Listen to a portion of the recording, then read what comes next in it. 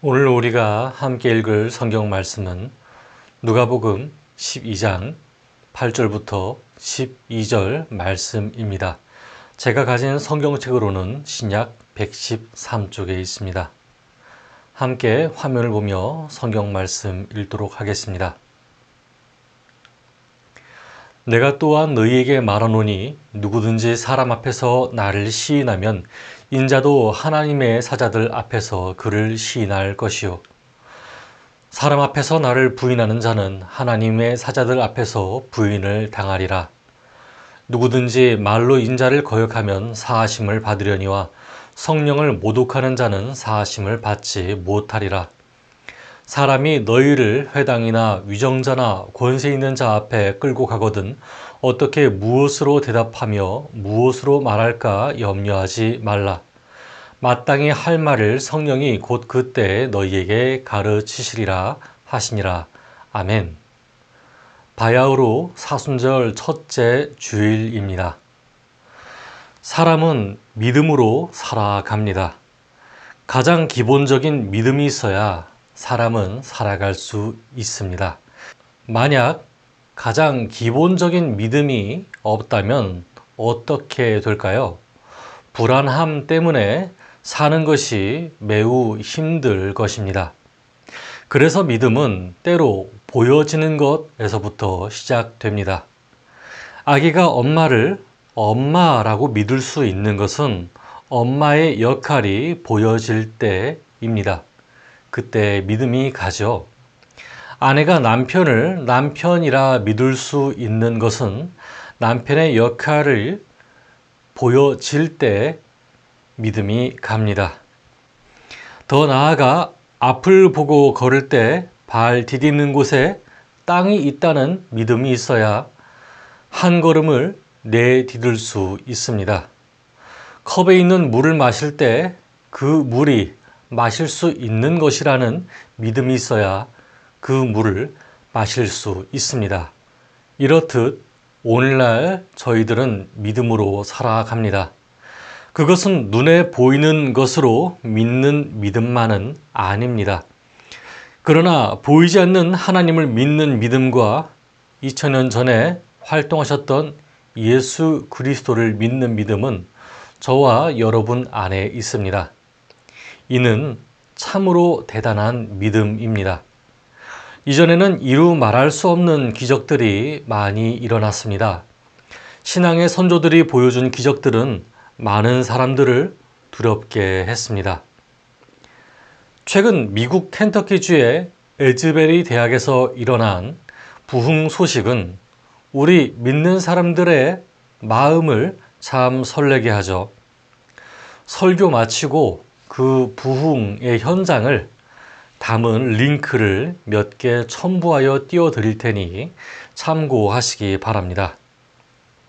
이런 기적의 소식을, 성령의 역사 소식을 들었을 때 우리들은 보이지 않는 것을 믿는 믿음에 자신감을 갖게 됩니다.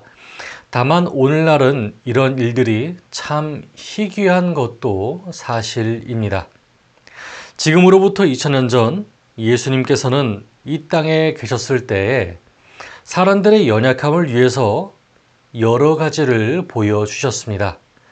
예수님께서는 말로써 가르치기도 하셨고 때로는 직접 기적을 일으켜서 보여주기도 하셨습니다. 이런 기적들은 선지자 이사야가 예언한 것처럼 하나님이 약속하신 구세주, 온 세상을 구원할 구원자가 오신 징조였습니다. 예수님으로부터 병자가 치유되고 소경이 눈을 뜨며 귀신 들린 자가 귀신으로부터 자유함을 얻고 죽은 자가 살아나는 등 기적이 있었습니다. 그러나 모든 사람이 그 기적을 보고 예수님을 믿은 것은 아니었습니다. 같은 기적을 보고도 반응은 달랐죠. 이스라엘의 일반 백성들은 하나님이 하신 일이라 고백하고 하나님이 자기 백성을 잊지 않으셨다 라고 고백했습니다. 그러나 바리새인과 서기관들은 예수님이 귀신의 왕 바알세불을 힘입어 기적을 일으킨다고 생각했죠. 이처럼 예수님의 기적을 보고도 반응이 다른 이유는 무엇이었을까요? 그것은 예수님을 어떻게 보느냐였습니다. 배움을 얻을 랍비 또는 하나님이 선택하신 자, 그리스도로 보느냐, 아니면 자신의 영향력을 위협할 경쟁자로 보느냐 하는 것이었죠. 그러나 제자들은 예수님을 믿었습니다. 예수님을 랍비, 즉 선생님이라 부르며 따랐었고, 예수님의 기적을 보면서 그리스도, 즉 하나님이 택하신 분임을 느꼈습니다. 그러나 여러분, 믿음을 주는 일보다 주변에 방해가 많으면 믿음이 자라기가 참 힘들죠. 이 사실은 전혀 부인할 수 없는 사실입니다. 신앙의 위협이 되죠. 저희가 오늘날 그렇듯 당시 제자들도 신앙의 위협을 느꼈습니다. 오늘 함께 읽은 본문을 통하여 믿음을 지키기 어려운 때에 어떻게 사순절을 묵상해 가야 하는지 살펴보기를 원합니다. 8절과 9절 말씀을 함께 읽어보도록 하겠습니다. 시작. 내가 또한 너희에게 말하노니 누구든지 사람 앞에서 나를 시인하면 인자도 하나님의 사자들 앞에서 그를 시인할 것이요 사람 앞에서 나를 부인하는 자는 하나님의 사자들 앞에서 부인을 당하리라. 아멘. 예수님이 공생애를 시작하기 전 영향력을 행사하던 사람들은 따로 있었습니다. 그들은 바리새인과 서기관들이었죠. 이들은 정치 지도자들과 맞먹는 영향력을 행사하고 있었습니다. 그런 이들이 예수님에게 드러내놓고 적개심을 품는 모습은 예수님을 따르는 제자들에게 있어서 큰 위협이 되었습니다. 예수님께서는 이런 위협적인 상황에서 제자들을 한편으로 격려하시기도 하셨지만 여기에서는 조금 더 강한 어조로 말씀하셨습니다. 그래서 8절과 9절을 다음과 같이 해석할 수 있습니다. 제자들아, 너희들이 나를 사람 앞에서 랍비라고 부르며 따르는 것이 의미가 없다고 생각하지 마라. 너희들이 나를 저 사람들 앞에서 그리스도라고 인정을 할 때 내가 하늘의 천사들에게 너희가 내 제자라고 인정을 할 거야. 그러나 사람들이 두려워 나를 그리스도로 인정하지 않는다면 하늘의 천사들도 너희가 내 제자가 아니라고 이야기할 거야. 이렇게 말씀하신 예수님께서는 사실 나중엔 그의 제자 중 베드로를 포함해서 배신한 가룟 유다, 다른 10명의 제자들도 자신을 버리고 도망칠 것을 미리 알고 계셨습니다. 그러면 예수님께서는 왜 이런 말씀을 하셨던 것일까요? 사람이 약함을 아시는 예수님께서 제자들에게 하지 못한 말을 하고 계셨던 것일까요? 아닙니다. 이 말씀은 앞으로 제자들에게 닥칠 위협을 경고하시는 말씀이었습니다. 그리고 앞으로 오실 성령이 어떻게 역사하실 줄을 기대하라는 말씀이셨습니다. 그러므로 예수님께서는 뒤이어 다음과 같이 말씀하십니다. 본문 10절을 함께 읽어보도록 하겠습니다. 시작. 누구든지 말로 인자를 거역하면 사하심을 받으려니와 성령을 모독하는 자는 사하심을 받지 못하리라. 아멘. 장차 제자들은 성령이 오시기 전에 무력할 것입니다. 예수님이 고난을 받으시고 십자가에서 숨지셨을 때 도망치고 숨어 있을 것입니다. 두려움에 벌벌 떨며 사람들 앞에서 나는 예수님과 함께 있었다. 나는 그의 제자다. 라고 시인하기 어려워할 때이죠. 그러나 성령이 오시면 그 상태는 바뀌게 됩니다. 평범한 인생이 성령님이 함께 하시는 자리가 되기 때문이죠. 그때는 담대하게 예수님을 그리스도라고 고백하고 인정하게 됩니다. 그리고 담대하게 전파하게 되죠.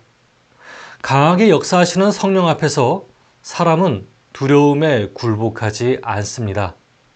구약에서 다윗을 죽이려고 쫓던 사울을 기억하십니까? 사울에게 성령이 임하자 사울은 다윗을 쫓던 것을 포기하고 굴복할 수밖에 없었습니다. 이처럼 성령은 갑자기 임하시며 강하게 역사하십니다. 사람의 의지로 할 수 없는 일들을 이루시는 분이시죠. 목숨을 잃을까봐 두려워하던 제자들에게 주시는 하나님의 큰 선물인 셈입니다. 그러나 여러분, 성령을 모독하는 행위가 없도록 바랍니다. 오해 없으시길 바랍니다. 성령을 거역하는 것은 어렵습니다. 너무나 강한 역사이기 때문에 거역하는 것이 되지 않습니다. 그러나 모독하는 행위는 다릅니다. 이 성령을 모독하는 행위는 두 가지로 나뉩니다. 첫째, 인간 스스로 성령 하나님이라고 자칭하는 행위입니다. 둘째, 예수님과 함께 하시는 성령을 바알세불이라고 하는 행위입니다.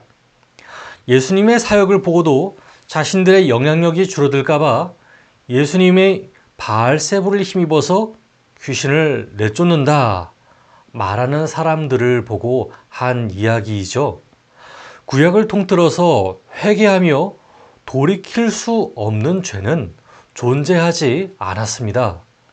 그러나 예수님의 이러한 말씀은 제자들과 그 주변에 있는 사람들에게 큰 충격이 아닐 수 없죠. 죄에 대해서 사하심을 얻지 못한다니요. 이유가 있습니다.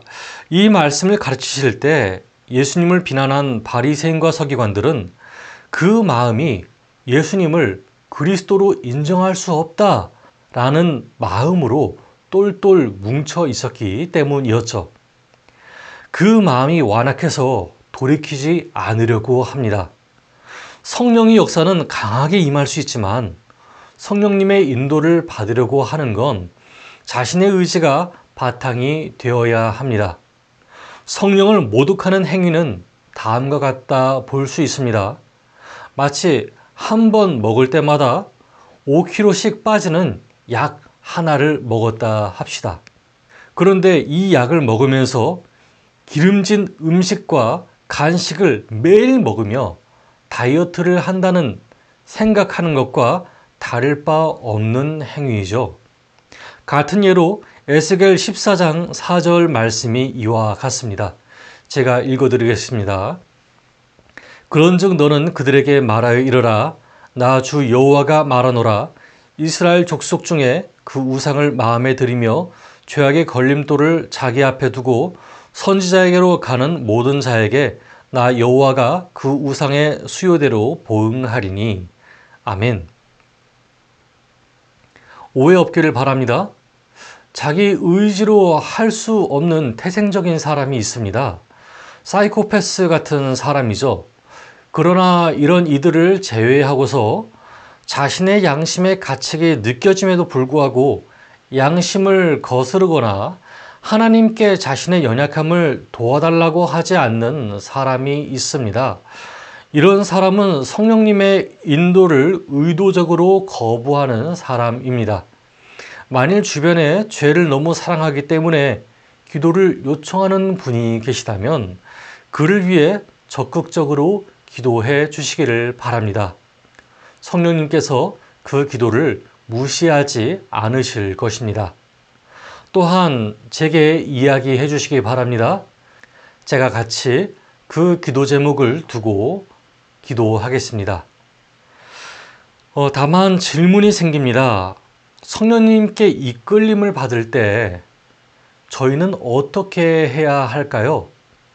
11절과 12절 말씀을 함께 읽어보도록 하겠습니다. 시작. 사람이 너희를 회당이나 위정자나 권세 있는 자 앞에 끌고 가거든 어떻게 무엇으로 대답하며 무엇으로 말할까 염려하지 말라. 마땅히 할 말을 성령이 곧 그때 너희에게 가르치시리라 하니라. 아멘. 제자들에게 있어서 예수님을 그리스도로 인정한다는 것은 삶의 위협이 되는 것과 같습니다. 또한 오늘날 우리들에게 있어서 예수님을 그리스도로 인정한다는 것은 깨어있지 못하는 사람이라 너무 미신적인 사람이 아니냐 생각하게 될 수도 있습니다. 이렇게 될 때 자신의 지혜의 없음을 어떻게 여겨야 할까요? 우선 지혜롭게 대답할 만한 많은 공부를 하는 것도 중요합니다. 그러나 더 중요한 것은 성령님 앞에 자신의 무력함을 인정하는 것이죠. 이 세상에 억울한 일을 경험한 사람들이 많듯이 저 또한 억울한 일들을 경험했습니다. 그 중에 나쁜 사람들의 지혜가 착한 사람들의 지혜보다 더 출중하다는 것도 알게 되었죠. 그들이 가진 권세는 또 어떻는지요? 이는 예수님 시대에도 마찬가지였습니다. 바리새인과 서기관들이 실질적으로 두려웠던 것은 예수님이었습니다. 그러나 제자들은 아니었죠. 그만큼 바리새인과 서기관들은 율법과 논리에 있어서 박식한 사람들이었습니다. 논쟁을 벌이는 것은 상상조차 할 수 없는 유능한 사람들이 바로 바리새인과 서기관들이었죠. 11절에 언급한 회당은 민사를 담당하는 재판정을 뜻합니다. 위정자나 권세 있는 자 앞은 사내들인 공의회와 로마 총독과 로마 황제 앞을 의미합니다. 다시 말해서 아무런 잘못도 하지 않았는데 단지 예수를 그리스도라고 믿는 것 때문에 대법원까지 갈 수 있다는 의미예요. 성령 받은 제자들이 그랬고 사도 바울이 그러했습니다. 그러나 여러분, 저는 감히 말합니다. 이들에게 맞설 때 승소를 할 수도 있고 패소할 수도 있다고 저는 생각합니다. 그러나 저와 여러분이 윤리적으로나 민사법으로나 형법으로 아무런 잘못을 하지 않았고 오직 그리스도를 전한 것뿐이었다면 성령님께서는 그 재판을 통해 예수님을 담대히 증거할 지혜를 주시리라 믿습니다. 성령님이 함께 하시는 생활의 자리가 그러합니다. 재판의 승소와 패소에 관련이 없이 예수님이 드러나는 자리입니다. 몸을 상하게 할 수 있어도 그것밖에는 할 수 없는 자리입니다. 그러나 저는 간구하기를 여러분의 몸과 마음이 상하지 않기를 바랍니다. 또한 그러한 자리가 있을 때에 성령이 충만해지시기를 간구합니다. 왜냐하면 이렇게 말하는 저도 나약한 인간이기 때문입니다. 바늘에 찔리면 아파하고 대상포진 통증이 오는 날에는 발에 밟힌 지렁이같이 연약하기 때문입니다. 여러분, 고난받는 예수님께서는 자신의 의지를 하나님께 맡기셨습니다. 하나님의 아들이심에도 불구하고 순간에 임할 강한 역사를 의지하시기만 하는 것이 아니었습니다. 오히려 적극적으로 하나님께 자신의 의지를 맡기셨습니다. 이것이 예수님을 주님으로 고백하는 사람의 삶입니다. 성령의 인도를 받고 그 이끌림대로 살아가는 사람의 모습입니다. 믿음을 가지기 어려운 때 믿음을 가지고 나아갈 버팀이 됩니다. 이때 삶의 고통 가운데서도 삶을 버틸 평안이 생겨납니다. 저는 한동안 이 평안을 가지고 싶어서 몸부림을 쳤습니다. 그러나 평안이 찾아오자 얼마나 힘이 나는지 모릅니다. 말씀을 마치며 제게 힘이 되는 잠언 말씀을 저의 경험 신학과 섞어서 다음과 같이 기록했습니다. 이 기록을 설교 후에 링크로 걸어 드릴 테니 필요하신 분은 다운로드해서 휴대폰 바탕화면으로 이용하시면 되겠습니다. 읽어드리겠습니다. 시작. 너희 행사를 여호와께 맡기라. 그러면 너희 시도가 죽이 되든 밥이 되든 내 앞길을 지도하시리라. 함께 기도하겠습니다. 하나님, 저희가 하나님 말씀을 들었습니다. 오늘 말씀을 통해 오늘날 저희의 삶에 깨달음을 주셨습니다. 저희는 오늘날 성령의 임재를 체험합니다. 어느 날은 오순절 성령의 임재처럼 강하게 임할 때도 있었습니다. 그러나 어느 날은 과연 하나님이 나를 잊어버리지 않으셨는가 궁금해질 때가 있습니다. 그러나 하나님께서는 저희를 한순간도 잊지 않으셨습니다. 예수님을 보내셔서 하나님이 저희를 전혀 잊지 않으신다고 알게 하셨습니다. 다만 저희가 성령님의 인도를 받기 원합니다. 삶에서 의지적으로 결단하며 성령님이 주시는 평안을 얻기 원합니다. 그 평안으로 살며 권세와 물질의 유혹이 많은 삶에서 승리를 얻기 원합니다. 저희의 연약함을 고백합니다. 하나님, 저희의 연약함 가운데 성령의 인재로 찾아오셔서 회복시켜 주시고 낫게 하여 주시고 싸매어 주시고 사순절을 기념하며 지내는 가운데 은혜를 체험하게 하여 주시옵소서. 예수 그리스도 이름으로 기도드렸습니다. 아멘.